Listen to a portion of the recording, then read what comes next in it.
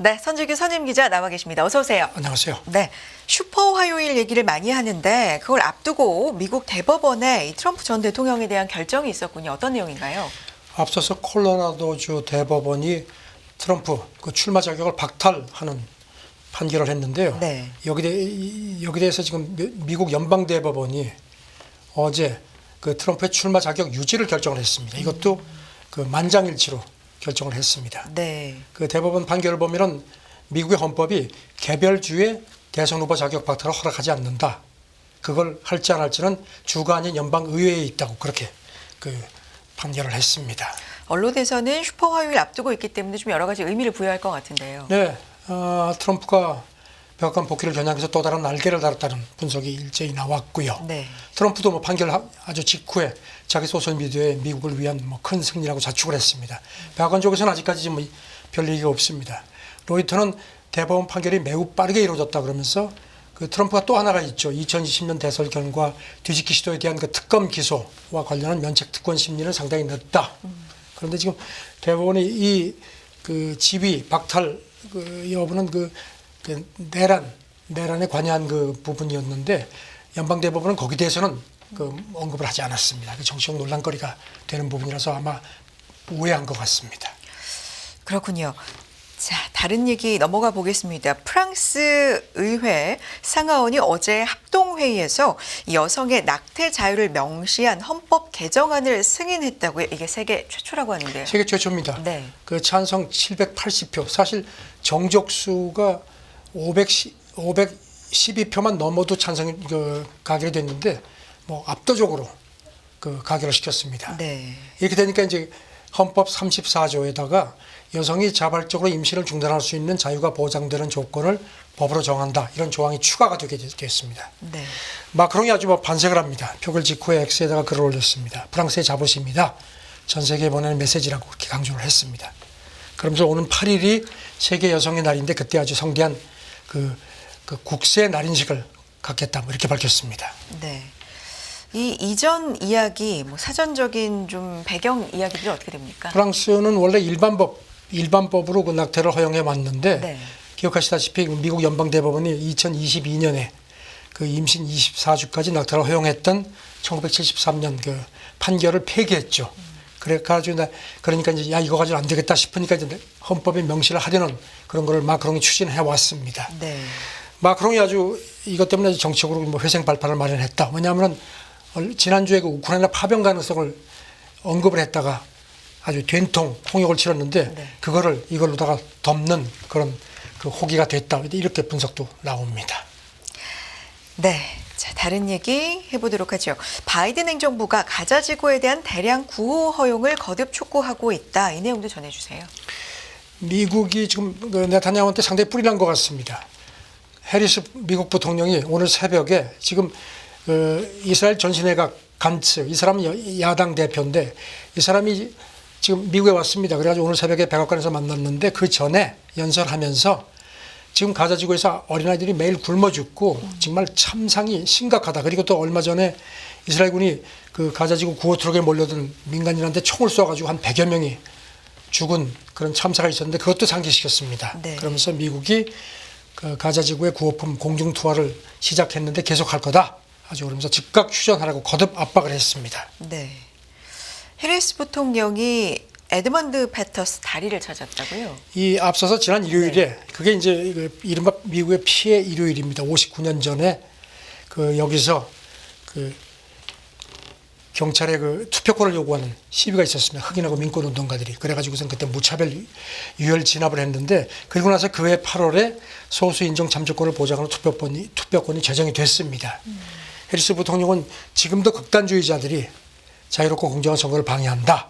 자유를 위한 투쟁은 끝나지 않았다 하면서 이제 이 가자지구 문제를 연결을 시켰습니다. 네.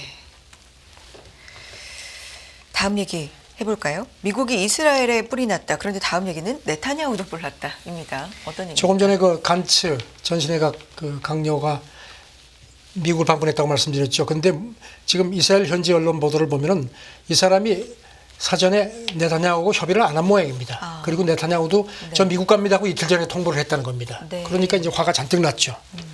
그래가지고 이 사람 그 그 네타냐후 측근 얘기를 들어보면은 그랬다는 겁니다. 간츠가 그렇게 얘기를 하니까 이스라엘 총리는 나 한 사람뿐입니다. 왜 당신이 멋대로 하느냐는 식의 아주 불만을 드러냈고 그랬다는 건데 지금 뭐 강요가 가면서 정부 승인도 안 받았다 뭐 이런 식의 비판도 많은데 이제 이스라엘이 또 선거를 치르게 되거든요. 지금 여론조사를 보면은 네타냐후보다 이 간츠가 훨씬 지지율이 높습니다.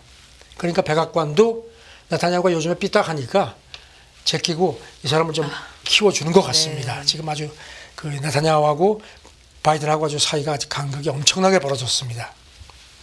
지금 국내 정치적인 상황도 있기 때문에 좀 상황이 복잡해졌네요. 어떤 의미에서는 내정 간섭이 되는 것으로도 보입니다. 네. 자, 여기까지 들을까요? 그리고 다음 얘기 넘어가 보겠습니다. 미국 공군이 인공지능 AI 기반 무인 전투기 개발을 본격화하고 있다. 이런 보도가 있네요.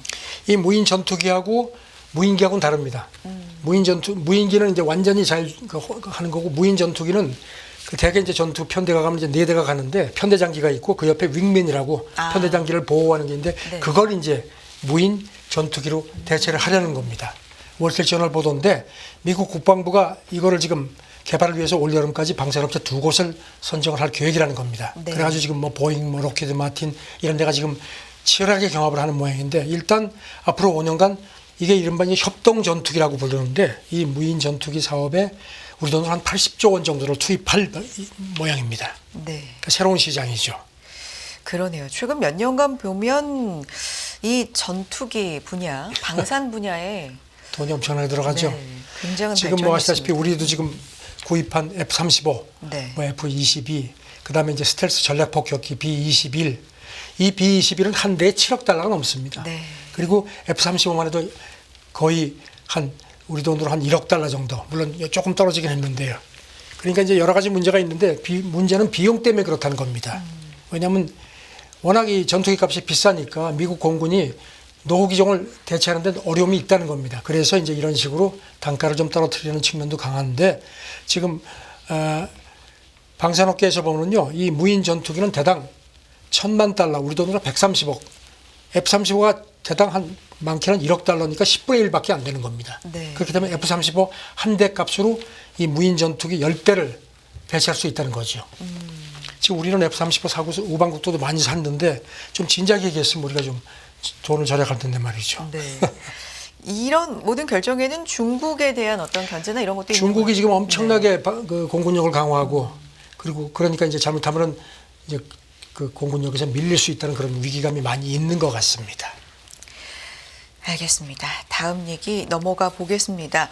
미국의 뭐 국가 채무, 부채 얘기는 어제 오늘 얘기는 아닌데 이 연방 정부의 부채가 약 100일마다 1조 달러씩 늘어난다는 조사가 있었습니까? 미국 그 경제금융 전문 매체인 그 CNBC가 네. 그저께 미국 재무부 최신 집계를 이용해서 전했는데 한 100일마다 우리 1조 달러, 우리 돈으로 한 1,300, 한 40조 원 정도가 늘어난다는 겁니다. 네. 지난 1월 4일 기준으로 34조 달러, 우리 돈으로 환산을 안 하겠습니다. 너무 많아서. 네네. 경까지 예, 갑니다. 네. 넘어섰는데 네. 이게 33조 달러에서 34조 달러가 되는데 한 110일밖에 안 걸렸다는 겁니다. 훨씬 갈수록 속도가 더 그러니까 눈덩이 그 불어나는 속도가 더 훨씬 더 빨라진다는 겁니다. 그러니까 한 110일 만에 1조 달러가 그렇죠. 늘어났네요. 이렇게 정부 부채 규모가 커지면 뭐 짐작하시겠지만 이자 부담이 커지는 겁니다. 원리금 상환 부담이 커지고. 그러니까 이제 그렇기 때문에 국가 재정 역량에 상당한 제동이 걸릴 수밖에 없는 거죠. 그리고 또 뭐 다들 아시지만 미국은 연방정부 부채 한도를 법으로 정해가지고 의회가 이거를 그때마다 정하기 때문에 매번 공화당 민주당이 싸우면서 뭐 셧다운이다, 뭐 채무불이다, 뭐 이런 얘기들이 많았죠. 네네. 그 바람에 작년 11월 같은 경우는 무디스가 미국의 신용 등급은 지금 물론 트리플 A 가장 높지만 신용 전망을 떨어뜨렸죠.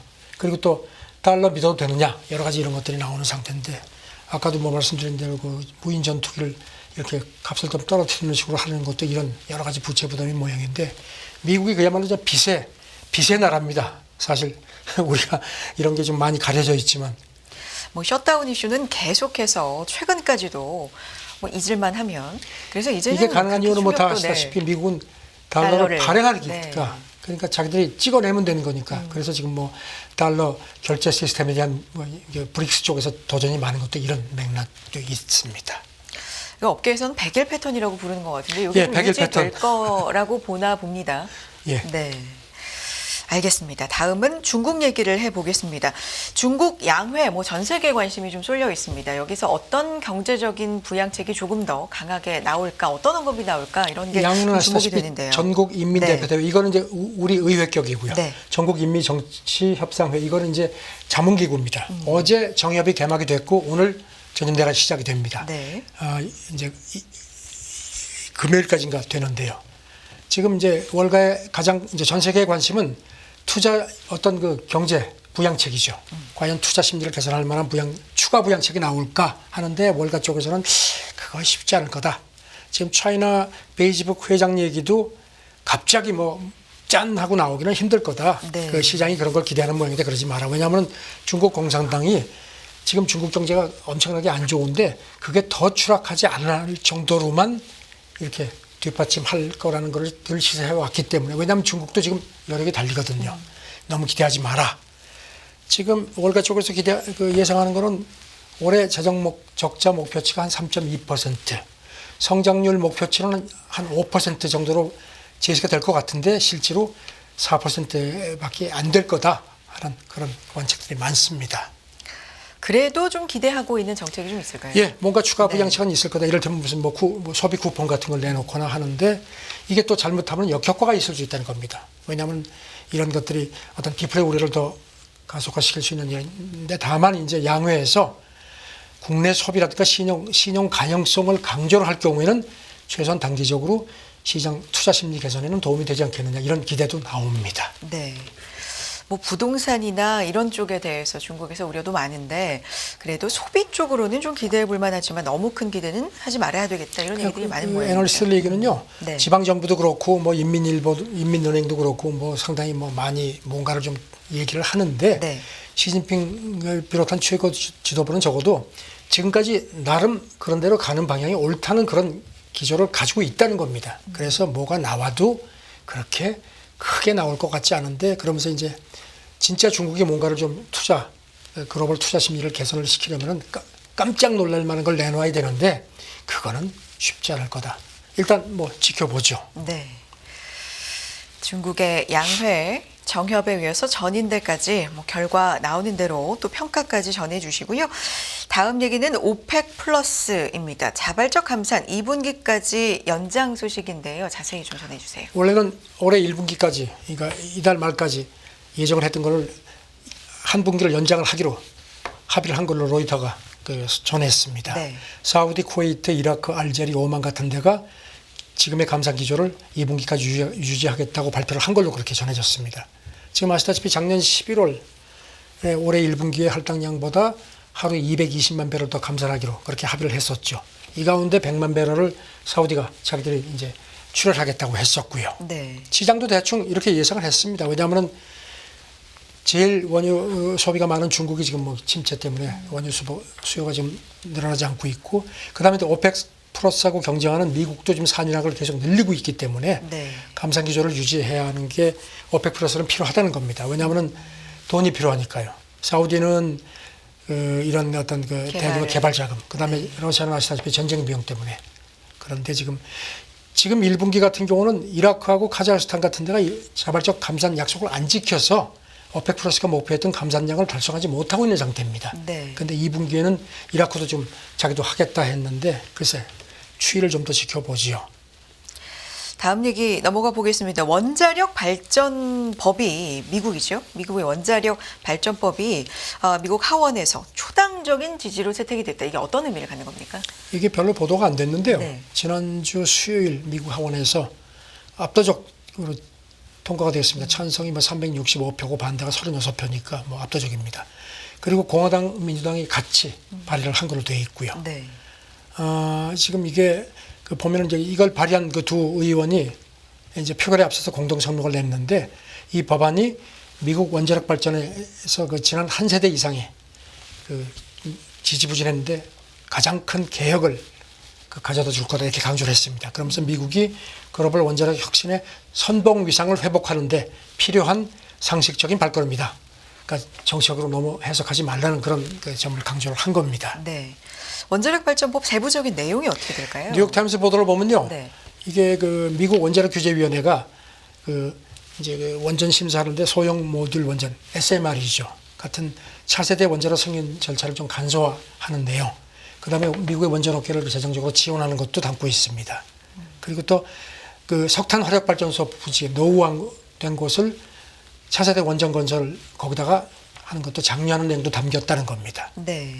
그 러시아 국제뉴스 전문 그 스푸트니크 통신이 그 성명을 이용해서 앞으로 그 미국 내 원전 승인을 예측 가능하도록 하라는 것 같다 이렇게 진단을 했습니다.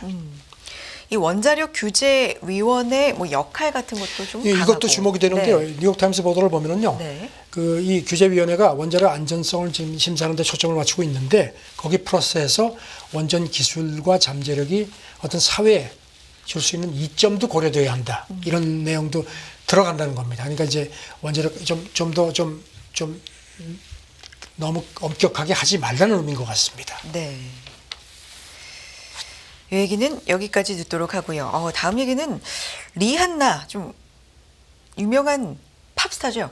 네. 네, 리한나가 아시아 최고 부자, 인도의 억만장자 막내 총각 파티 공연 무성의로 비판의 도마에 올랐다. 이게 어떤 얘기입니까? 그 릴라이언스 인더스트리 이게 네. 이제 여기 회장이 무케시 암바니인데 이 사람 지금 인도에서 뭐 가장 부자는 물론이고 아시아 최고 부자로 되어 있습니다. 이 사람 뭐 재산만 해도 우리 돈으로 150조 2,500억 원 정도로 집계가 되는데 그 아이가 셋인 모양인데요. 자녀가 그 딸하고 큰 아들은 이미 결혼을 시켰습니다. 2018년하고 2019년에 결혼을 시켰고 이번에 이제 막내 아들을 시키는 모양인데 7월에 결혼을 한다고 합니다. 근데 이 인도는 결혼식이 요란하거든요. 네. 4월달 하는데 그래가지고 지금 그 외신 보도를 보니까 여기 그 세계적 팝스타 리한나가 그 7월 결혼식 때도 공연을 하고 그 다음에 이제 결혼 전에 이른바 총각 파티 겸 또 공연을 지난 금요일에 했다는 겁니다. 인도에 와서. 근데 문제는 그 리한나가 한 900만 달러 정도를 받은 모양인데 공연을 엉망으로 한 모양입니다. 네. 그래가지고 뭐 비판들이 많습니다. 이 공연에 뭐 보니까 뭐 마이크로 게이츠, 뭐 빌 게이츠, 뭐 순다르, 뭐 피차이, 트럼프 딸 이방카 포함해서 뭐 한 1,200명 인사들이 뭐 이제 결혼식에 오고 이 사람들 중에서 상당 부분이 이 결혼 공연을 위해서 자가용 비행기를 타고 왔다는 겁니다. 결혼식 비용이 우리 돈으로 한 1,600억 원 정도. 어휴. 네. 지난번에 그 딸 결혼할 때도 그때도 그 정도 그 이상으로 들어간 모양입니다. 네. 지금 비용도 놀랍지만. 이재용 네. 회장이 그 딸 그다음에 장남 결혼식에 참석해서 뭐 이렇게 인도 의상도 입고 한 것도 공개가 됐었는데요. 지금 비판이 아주 많습니다. 공연 엉망으로 했다. 가장 형편없는 무대를 보였다. 테일러 스위프트가 보여주는 에너지하고는 비교도 안 된다. 사기꾼이다. 뭐 이런 얘기까지 나왔다고 합니다. 네. 결혼 비용도 놀랐고요. 뭐 이렇게 화려한 결혼식을 참, 네. 저 가자 지구에서는 아이들이 굶어 죽는다고 그러게요. 하는데 참 이렇게 결혼을 하면은 행복한 건지 모르겠습니다. 리한나 공연에 대한 이야기까지. 둘째 며느리도 국회의원님. 무슨 뭐 인도 뭐 헬스케어 재벌딸이라고 합니다. 그렇습니까? 여기까지 듣겠습니다. 선재규 선임 기자 함께했습니다. 고맙습니다. 네, 감사합니다.